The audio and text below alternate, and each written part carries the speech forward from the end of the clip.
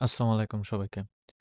তো গত কয়েকটা ভিডিও ধরে আমরা বেশ কিছু জিনিস শিখছি। আমরা HTML শিখছি, আমরা CSS শিখছি এবং CSS এর বেশ কিছু কালার এবং কোডিং টোডিং এগুলো আমরা শিখছি। তো আজকের ভিডিওটা হচ্ছে প্র্যাকটিসের উপর ডিপেন্ড করে। ঠিক আছে? তো আমি হচ্ছে কালারের ভিতর আমি ২টা ফাইল তৈরি করছি। একটা হচ্ছে কালার নেম মানে কালার প্র্যাকটিস নামে একটা CSS এবং কালার প্র্যাকটিস নামে একটা HTML। তো HTML এর ভিতরে আপনারা দেখতেই পাচ্ছেন আমি বিজ্ঞানের একটা জিনিস নিয়েছি যেটা H2 ট্যাগের ভিতর এবং একটা জুরাসিক ওয়ার্ল্ড নিয়েছি যেটা H3 ট্যাগের ভিতর এবং আমি কিছু এখানে লেখালেখি লিখছি এবং তারপর আমি জাস্ট সিম্পল একটা টেবিল তৈরি করছি যেটা আমি HTML এর ভিডিওতে আমি আপনাদের দেখাইছিলাম। তো আমাদের প্র্যাকটিসের এই ভিডিওতে আমরা যেটা করব আমরা প্রত্যেকটা বিভিন্ন ধরনের কালারগুলো আমরা ট্রাই করব যে আসলে কালারগুলো কিভাবে কাজ করে। ঠিক আছে? এবং প্রত্যেকটাতে আমরা দেখা গেল যে এটা একটা ব্যাকগ্রাউন্ড দেবো, এটা জাস্ট নর্মাল একটা কালার দেবো, এইভাবে করে আমরা একটা সিম্পল একটা কালারের কাজ করব। আগেই বলিনি আমি টেবিলে জাস্ট নর্মাল একটা সিএসএস করে রাখছি এবং সেটা হলো জাস্ট কিছুই না, আমি একটা বর্ডার নিছি আর একটা প্যাডিং নিছি। তো এগুলো আপনাদের না নিলেও হবে, আমি জাস্ট সুন্দর দেখানোর জন্য এভাবে আমি নিছি, জাস্ট সুন্দর দেখানোর জন্য, আর কিছুই না। ওকে, তো আসেন শুরু করি। আমরা আজকে ৩ ধরনের কালার ব্যবহার করব। একটা হচ্ছে RGBA, RGB আর হচ্ছে আপনার হেক্স কালার বা হেক্সাডেসিমাল যে কালারটা আমরা এর আগে দেখছিলাম, এই ৩টা, কেননা এই ৩টাই আমাদের কাছে ইম্পর্টেন্ট। আরেকটা জিনিস আমরা আজকে দেখো সেটা হচ্ছে অপাসিটি। অপাসিটি কী এবং কিভাবে কাজ করে। ঠিক আছে? তো অপাসিটি কিন্তু এর আগেও আমরা দেখছিলাম। অপাসিটি আমরা দেখছিলাম হচ্ছে কালার নেমের মধ্যে। কালার নেমের মধ্যে আমরা style.css এ যদি যাই তাহলে এখানে হচ্ছে আরজিবি, আচ্ছা আরজিবি এ নাই, তবে আমরা অপাসিটি দেখছিলাম। আপনারা যদি আমার আগের ভিডিও দেখেন তাহলে সেখানে দেখবেন যে আমরা অপাসিটি নিয়ে কথা বলছিলাম, যে অপাসিটি আসলে কিভাবে কাজ করে। সো আজকের আমরা এসে চলে আসি। তো এইখানে সাধারণত আমরা যেই কাজটা করব, আমরা সর্বপ্রথম আমাদের স্টাইলে চলে আসি। তো এটাকে হচ্ছে আমি ডাউন করে দিই একদম নিচ পর্যন্ত। আমি আহ, প্রথমে, হ্যাঁ, এইখানে আমি জাস্ট নর্মাল একটা কালার ব্যবহার করবো, জাস্ট ডাইরেক্ট নাম দিয়ে যে কালারটা ব্যবহার করে। সো এটা ছিল আমাদের H2। সর্বপ্রথম H2 আমরা নিয়ে নিই। এখন কালার ব্যবহার করার জন্য আমাদেরকে জাস্ট COLOR কালার লিখতে হবে। এখন এখানে দেখা গেল যে এটা যেহেতু ইম্পর্টেন্ট, সেটা আমি একটু ডিপ কালার দিতে চাই, যেমন ব্রাউন, BRWON, ব্রাউন। আমি যখনই ব্রাউন দেবো এটা একটা ডিপ কালার চলে আসবে এবং মনে হবে যে এটা একটা ইম্পর্টেন্ট কোনো কিছু। ওকে, এখন জুরাসিক ওয়ার্ল্ড ডোমিনিয়ন এর একটা মুভির নাম, যেটা একটা সায়েন্স ফিকশন হিসাবে তৈরি করা হয়েছে। এখন এটাকেও আমি বিভিন্ন ধরনের কালার দিতে পারি। এটা হচ্ছে H3। H3তে দেখা গেল যে এটা আমি গ্রিন কালার দেবো। তো এখন এখানে আমি RGBA কালার দেবো, সরি, এখানে আমি হেক্স কালার দেবো। হেক্স কালার বিভিন্নভাবে সিলেক্ট করা যায়। একে তো হচ্ছে আমরা অনলাইনে জাস্ট হেক্স কালার লিখে সার্চ যদি দিই তাহলে আমি কালার হেক্স কোডেড এরকম আমি একটা ওয়েবসাইট পাবো। এখান থেকে আমি চাইলে আমার পছন্দ মতো যে কোনো একটা কালার আমি কপি করে নিয়ে আসতে পারি। হ্যাঁ, আবার দেখা গেল যে আমি আমার মতো করে আমি কালারও তৈরি করতে পারি।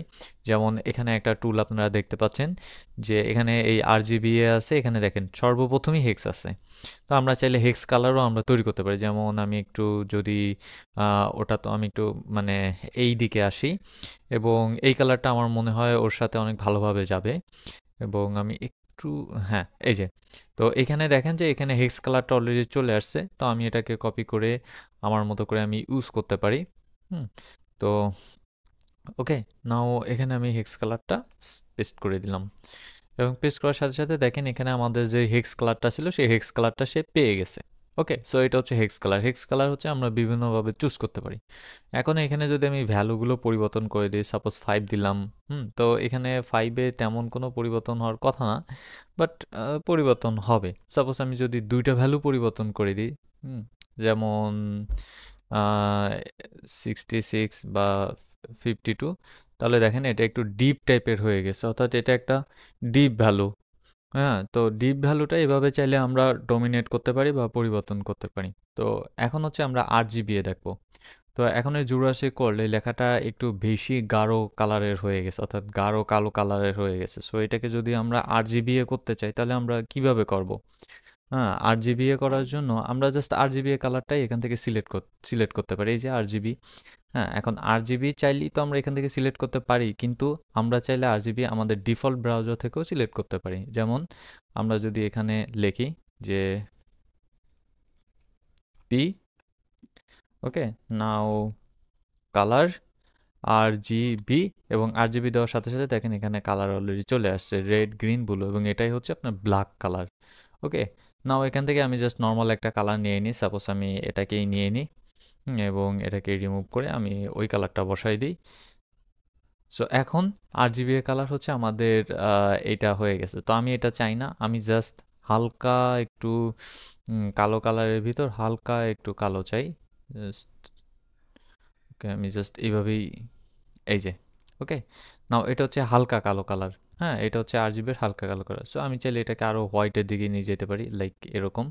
হ্যাঁ, তো এটা এখন আর একটু অ্যাশ কালার হয়ে গেছে। ওকে, সো এটা হচ্ছে RGB। তো এখন আমরা ব্যাকগ্রাউন্ড কালার দেখবো, যেটা হচ্ছে আমরা এই এখানে আমরা দেখবো, অর্থাৎ টেবিলে দেখবো। এখন টেবিলের ভিতরে আমরা ব্যাকগ্রাউন্ড কালার চাইলে তো এখানে দিতে পারি, কিন্তু জিনিসটা সুন্দর দেখাবে না। তো আমি আপনাদেরকে দিয়েই দেখাই, background colour is equal to, suppose আমি যে কোনো একটা দিয়ে দেখাই। সো এই যে ব্যাকগ্রাউন্ড কালার এরকম হইলো, বাট এটা আসলে সুন্দর দেখায় না বা দেখানোর কথাও না।